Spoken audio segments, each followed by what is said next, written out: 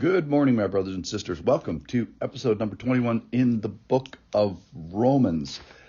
I'm going to title today, The Promise is a Person. And the reason we need to talk about this is that in Romans chapter 4, in the context of Abraham, this is going to come up, 5 or 6 times, where God refers to the promise. So we're in this passage where God is doing some bad math, all in our favor, that God doesn't count David's sin, so he has this error of subtraction, a good error, and then God counts Abraham's faith as righteousness. So God errs in an addition sort of a way. And we have Abraham believing God, and it's going to count to him as righteousness. And this refers back to a passage back in Genesis chapter 15, where God is making a promise to Abraham. So Abraham is the father of all who believe, and he's the father of all who believe that are circumcised, and the father of all who believe who aren't circumcised. And so the call that Paul is saying, walk in the footsteps of faith that Abraham had. So in one sense, Abraham gets smaller, but the faith that he has, and specifically the faith in the promise, gets bigger. The law certainly gets smaller because that's only going to bring wrath. We don't want to go there. We kind of want to do anything but that. But the faith, the dependency, the trust in the faith is in this promise. So we need to study a little bit about the promise. So God doesn't count sin. That's good. He forgets it, and he has mercy in that sense. And then God does count righteousness of another, and God in this way miscounts in both ways. So Abraham is the father not of the external, but the internal, the faithful, and that's why Paul's referring to it, because he's claiming that for all people who believe here now. So let's read. This is from Abraham, from Romans chapter 4. It's about Abraham. I'm going to start in verse 13 that we did yesterday. For the promise to Abraham and his offspring is that he would be heir of the world.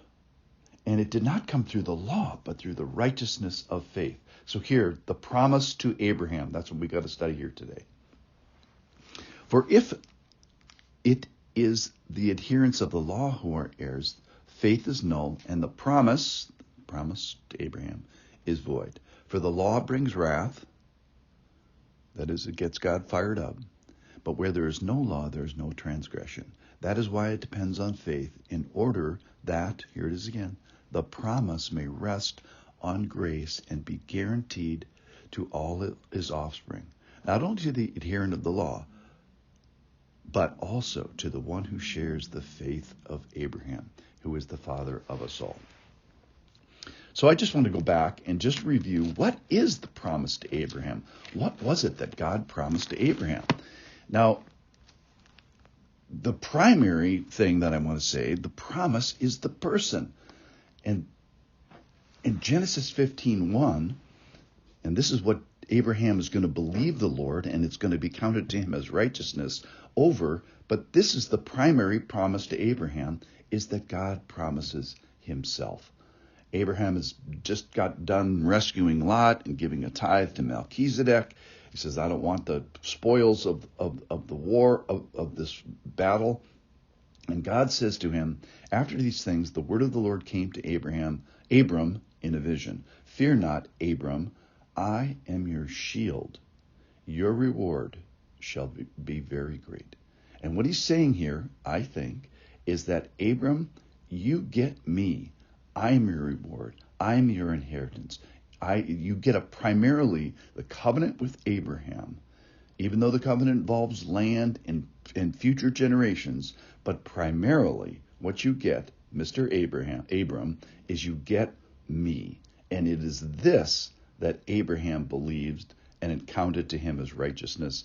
And then God says, oh, and by the way, let me tell you that this same intimacy, the same relationship, the same personal relationship that I'm giving to you, I'm going to give to your heirs, to your sons and sons and sons and daughters and daughters and daughters, to everybody.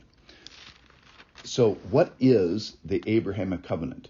In my opinion, the Abrahamic covenant is first and primarily a person. That is a relationship with the Lord. Now, it's also a place, so he does offer a land, and it does offer a people. So the people that reproduce the same process, this one-on-one, intimate, ongoing relationship with the Lord, those are his spiritual offspring. Those are the people of God. And Paul now is including not just the Jews into that group. It's for everybody. Genesis 17 verse 1 says, when Abraham was 99 years old, the Lord appeared to Abram and said to him, I am God Almighty. Walk before me and be blameless, that I may make my covenant between me and you, and may multiply you greatly. And Abraham fell on his face. And then I like this in verse 5. It says, no longer shall your name be called Abram, which means exalted father, but your name shall be Abraham, which is the father of a multitude. For I will make you the father of a multitude of nations. And now Paul is saying, well, who are those nations? Who are the people of God now? It's everybody that does what Abraham did primarily, which is have a personal relationship, has a relationship with a person. He gets this promise. So what is, when Romans chapter 4 refers to the promise, what he's referring to primarily is a person. The promise is God himself. It's God that says, I'm giving you myself. I am going to be your reward. I am going to be your inheritance.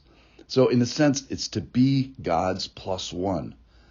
So God plus one is kind of the Abrahamic covenant. Now, if you multiply that, if you reproduce that God plus one in another person, and then in another person, and then another person, well, then you make a nation.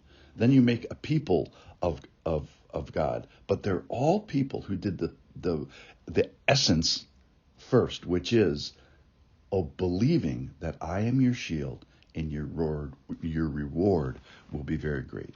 So what is the promise? The promise is primarily a person. So my encouragement today is go and be God's plus one, just like Abraham did. Do it by faith, do it by belief, do it by trust. Thanks for listening.